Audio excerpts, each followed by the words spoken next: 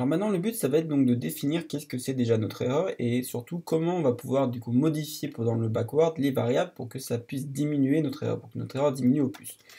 Donc déjà, c'est quoi notre erreur? Notre erreur, c'est la fonction suivante.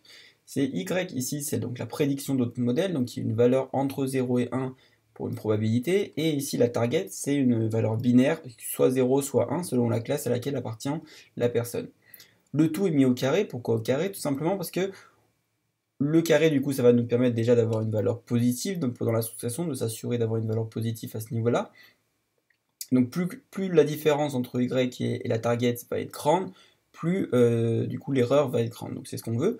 Et ça va en plus nous permettre de pouvoir maximiser les erreurs, pour accentuer les grosses erreurs, comme elles sont au carré, et contrairement aux erreurs qui seront plus petites, du coup qui seront moins accentuées du fait du carré. Et enfin, on divise le tout par 2. Donc, vous comprendrez plus tard dans les vidéos qui suivront pourquoi on divise par 2. En fait, c'est simplement pour simplifier les calculs mathématiques plus tard. Donc, vous allez me dire, donc, pour minimiser cette fonction, en fait, on veut que l'erreur soit le plus proche de 0 possible, voire à 0 dans des cas idéaux, mais vous verrez que ça n'arrivera jamais. Mais dans l'idéal, ce serait ça. Donc, la première intuition, ce serait tout simplement résoudre l'équation en modifiant en trouvant la valeur des W, la valeur des bytes pour que l'erreur soit égale à 0.